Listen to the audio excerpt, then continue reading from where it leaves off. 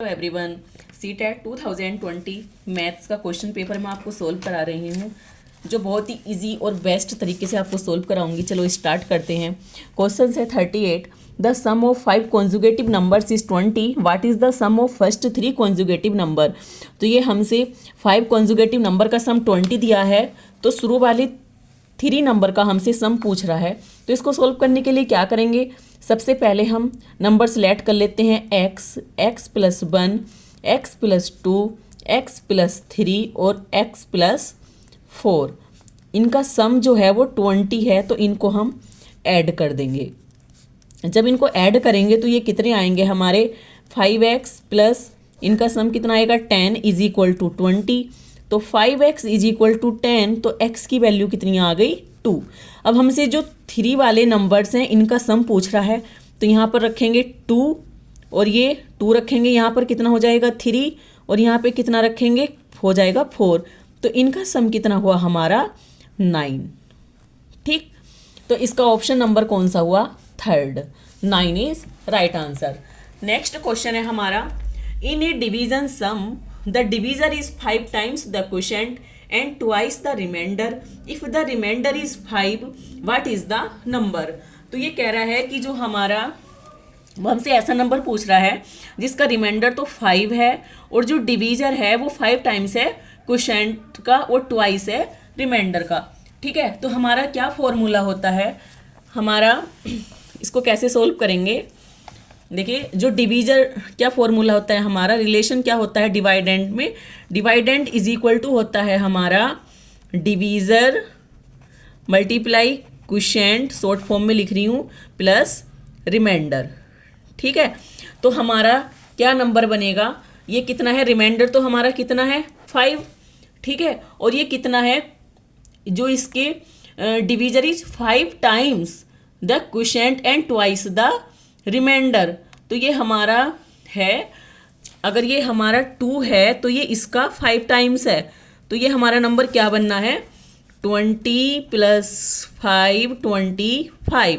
तो जो हमारा नंबर है डिवाइडेंट है वो कितना है 25। Option number 4 is right answer. Next है, नेक्स्ट सोल्व करा रही हूँ। देखिए, नेक्स्ट क्वेश्चन है हमारा 40।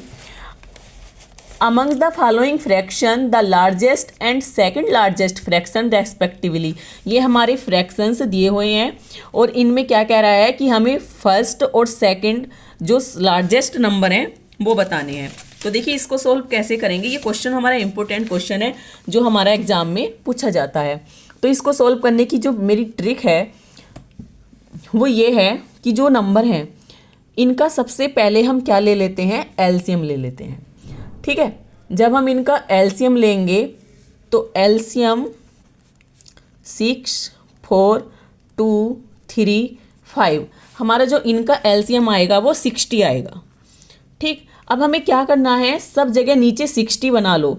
60 बनाएंगे तो हमें किस से मल्टीप्लाई करनी पड़ेगी, यहाँ पर 60 बनाने के लिए किससे मल्टीप्लाई करनी पड़ेगी 10 से, तो ये कितना हो जाएगा 50। ठीक है, नीचे 4 की जगह यहाँ 60 बनाने के लिए किससे मल्टीप्लाई करनी पड़ेगी हमें 15 से। ठीक है, तो ये कितना हो जाएगा 45।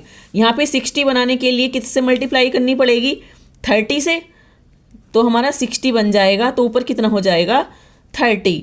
और यहाँ पे किससे मल्टीप्लाई करनी पड़ेगी 60 बनाने के लिए 20 से, तो नीचे 60, तो ऊपर कितना, जब 20 से मल्टीप्लाई करेंगे तो 40, और यहाँ से किससे मल्टीप्लाई करनी पड़ेगी 12 से, तो ये ऊपर कितना हो जाएगा 36। अब इनमें देखिए, जब नीचे हमारे डिनोमिनेटर तो सबके सेम है 60 60 60, तो अब जो ऊपर बड़ा जिसका न्यूमिनेटर बड़ा वो बड़ा नंबर जिसका, ठीक है, तो सबसे बड़ा न्यूमिनेटर किसका है फर्स्ट नंबर का, तो सबसे बड़ा नंबर क्या हुआ 50/60 और सेकंड सबसे बड़ा नंबर हुआ 45/60। अब ये फर्स्ट और सेकंड नंबर पे हैं, तो इसका मतलब क्या हुआ 5/6 एंड 3/4 जो है वो सबसे लार्जेस्ट फ्रैक्शन है। तो option number second is right answer. Next है नेक्स्ट क्वेश्चन है हमारा, a wire in the form of a square enclose an area of 144 centimetre square, how much area is enclose if the same wire is bent in the form of a rectangle of length is 16 centimetre. ये सबसे पहले कह रहा है कि एक square मतलब एक बायर है, तो हमने एक बायर है, ठीक है, अब हमने जो है उसका स्क्वायर फॉर्म में उसको कन्वर्ट किया है, तो जो उसका एरिया है वो कितना है 144 सेंटीमीटर स्क्वायर, ठीक है। तो स्क्वायर का एरिया कितना होता है साइड स्क्वायर, तो हम इसकी एक साइड फाइंड कर लेंगे, तो ए कितनी आ गई हमारी 12, ठीक है, क्योंकि 12 का ये होल स्क्वायर है। अभी कह रहा है how much area is enclosed if the same wire is bent in the form of rectangle length 16 centimetre.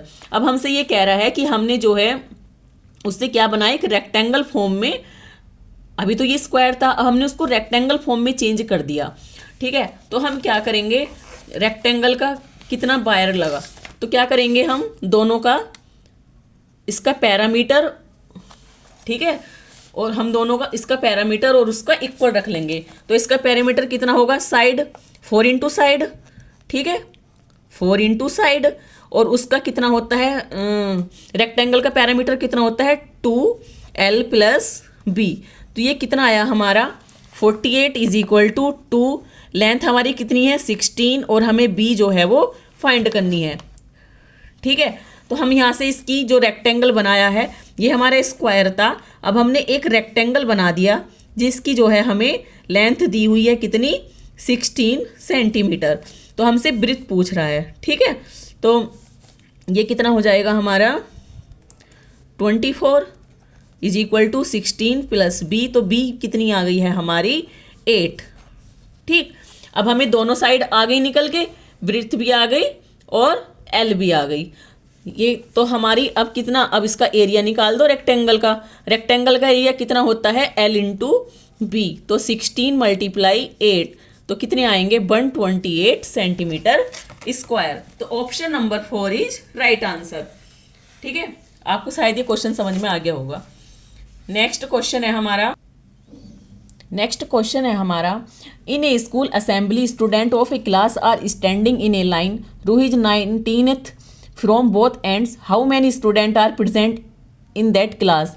ये कह रहा है कि एक स्कूल में जो है एक क्लास में एक लाइन बनाई गई है स्टूडेंट्स की, तो जो रूही है उसका दोनों साइड से जो है वो 19वें नंबर पर है, ठीक है। तो क्लास में कितने स्टूडेंट हैं, तो वो जब हम लाइन में आगे से स्टूडेंट काउंट करेंगे तब भी उसका 19वां नंबर है, और जब हम उसका पीछे से काउंट करेंगे, पीछे से नंबर काउंट करेंगे तो भी 19 है। तो हमारा इसका क्या होता है कि 19 आगे से 19 पीछे से और -1 कर दो, तो ये आएगा हमारा 37। Option number 3 is right answer. जो क्वेश्चन रह गए हैं उनको मैं नेक्स्ट पार्ट में लेकर आऊँगी, तब तक के लिए बाय बाय। वीडियो पसंद आए लाइक करना, चैनल को सब्सक्राइब करना।